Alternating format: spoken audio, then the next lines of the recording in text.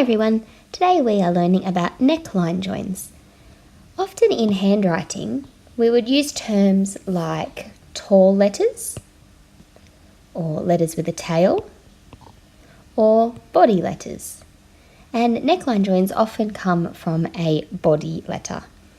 The other thing to remember is it's not a top line. So in the past we've done baseline joins, say like the letter H here, where we've come down to the baseline, bottom line, and gone off to join. We never ever want to go up to the top line. Maybe a capital letter or a tall letter might get close, but even with my letter H here, you'll see it doesn't quite get up to the line above it. And that's the same with the letter O. So we're calling those of our body letters a neckline join, imagining it's coming off the top of the letter. Now it's time to set up your page with the heading and the date. Here are some letter pairs that are pretty common in different words that we might be writing that you're going to practice today. So for each of these letter pairs, you'll need to complete a full line of practice. I'm going to start with OI. So starting not right on the top of your letter O, a little bit over towards the right. You go around and up, kick across. So my letter flick comes from here, the start of the letter, and I can go straight down into my I.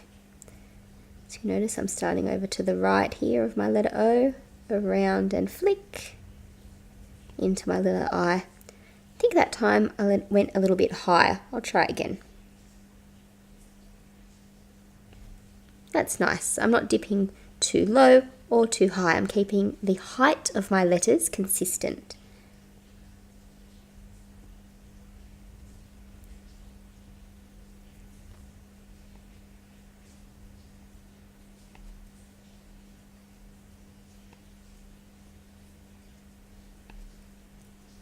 Keep going until you get to the end of your line. Once you're done, you might like to self-assess straight away. I can see that this one here, the letter O was a little bit too round. I quite like this one. The letter O comes to a bit more of a point, which is a better shape. I'm pretty happy with all of my neckline joins. None have dipped down too far this way. None are too high up this way. But I think the one in the middle there is my best. Once you've done your self-assessment, you can go on for each of the letter pairs above in red. One line for each pair.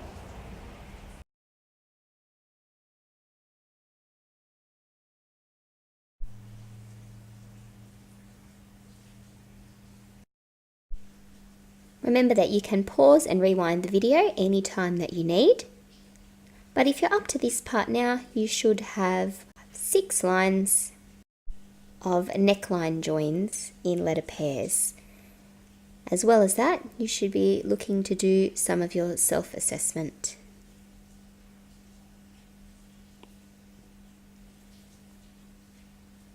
I'm just going through now. And I'm pretty happy with today's efforts.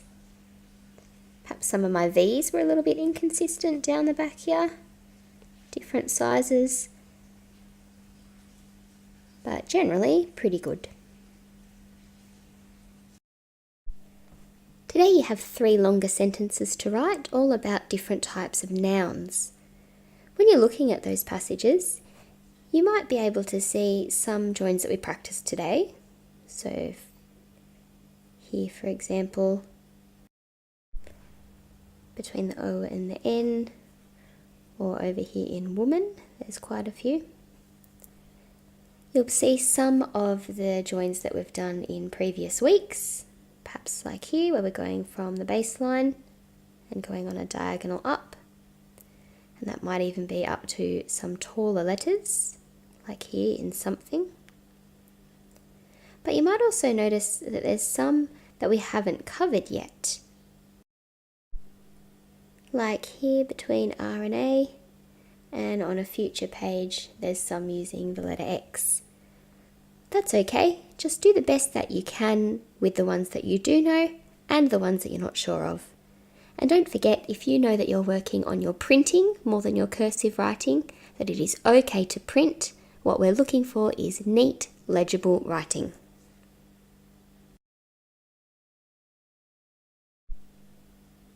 Here is your second sentence on proper nouns.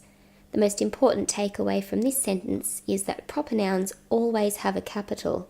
So when you are writing Portugal, Thomas, Monday, or Google, we'd expect to see a capital letter for each of those proper nouns. Remember that capital letters don't need to join. Our last sentence for today, but not the final type of noun, are on abstract nouns, things that exist in thoughts and feelings. In this sentence, you'll notice the letter X. We'll cover that in a future video, but you might like to have a little look now and see if you can figure out which way that letter is formed to help you with your running writing.